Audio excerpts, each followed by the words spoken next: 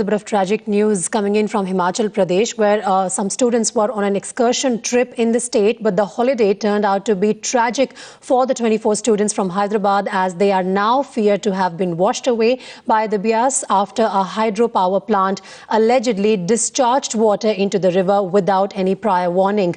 A massive search operation has been launched to track the students, and 2 bodies, in fact, in the latest update, have been recovered, which is the status as of now. NDRF personnel are engaged in operations, and our correspondent Shamsher is tracking all the developments on the story. Shamsher, what's the latest this morning? We believe 2 bodies have been recovered, but what about the other students who were on that unfortunate incursion trip? Well, 2 bodies, as you pointed out, have already been recovered. In fact, the search operation began at 5 o'clock this morning, when there was some light. In fact, last night when this incident happened, it was too dark to launch any kind of search operation at that time because of the terrain. The difficulty of terrain is such, and the water level at that time was so high. In fact, yesterday, after the students were washed away, the water level receded for some time. But even as we were here, we are once again seeing the water level in Beas River once again going up. One can see the very, very strong current. You know, this is likely to make things more difficult for as far as this search operation is concerned. One of the bodies, the second one, was in fact recovered right from the point where we are standing at the moment, and the body was found stuck between 2 boulders. Now those boulders are not seen because the water level has once again risen, so which is expected to make things more difficult. In fact, there are teams of SSB, there are teams of the local police, the divers have been requisitioned from the BBMB, and there are several teams of the rafters. They are down there in the river to scan the entire stretch of 15 kilometers where all these bodies are expected to be. But the grim news is that, the sad news is that even the authorities now believe that there are not going to be any more survivors. All 24 of the students who were washed away are feared dead. You know, I spoke to the Deputy Commissioner of Kullu, who was overseeing the operation in this part of the river.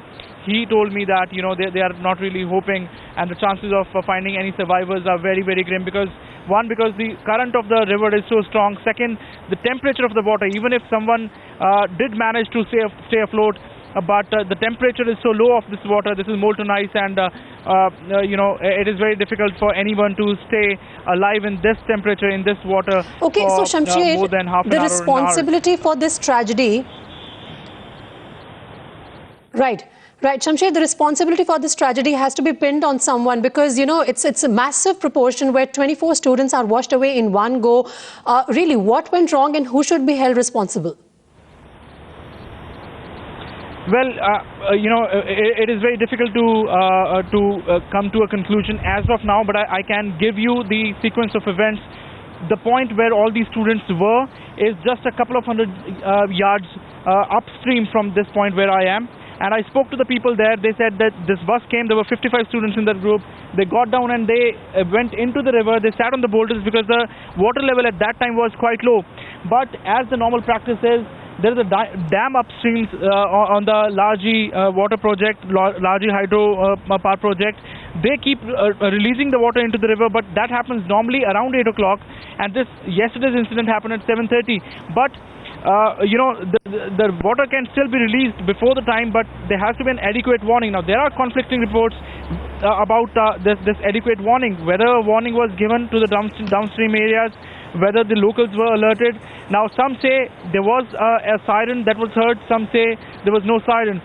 Now, you know, only an inquiry will establish that, but as of now we know that the staff that is responsible, the superintending engineer who was responsible for releasing water, all of them have been suspended as of now, and an inquiry has already been initiated to look into as to whether all precautionary measures, whether adequate warning was given or not. You know, all this will have to be looked into, but yes, the water was released into the river, and that caused this tragedy. All 24 have been washed away. 2 bodies so far have been recovered, and rest are still being looked for. And it is a stretch of 15 kilometers of the river that is being scanned for bodies. Okay, Shamsher, thanks very much for that update for the moment. In fact, short while back, we also managed to speak to Deputy Commissioner of Kullu, Mr. Rakesh Kanwar, and this is what he had to say. Mr. Kanwar, what is the latest that you can tell us about this search operation? We are already on the job. There are several teams of rafters which are in the river right now, and we are also scanning the whole area from here to Pando to see if some have drifted to the sides of the river and to find out the bodies. So it will take a little more time to get a definite picture how many of them are found, because it's very difficult and risky operation. So it will take some time. Any definite word on how this incident happened? Because 24 of them were washed away.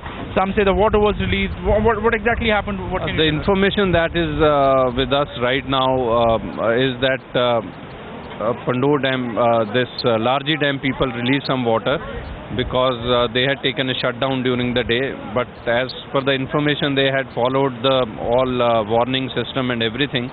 But students must have ventured near the river, and they must be in the rocks by the side of the river and taking pictures. So that's the reason, because otherwise one or two students getting washed away can be understood. But whole 24 of them getting washed away is because of sudden rise in water only. So that inquiry will be conducted by the district administration of Mandi, because it falls in Mandi district. So only after that we will be in a position to know exactly what happened.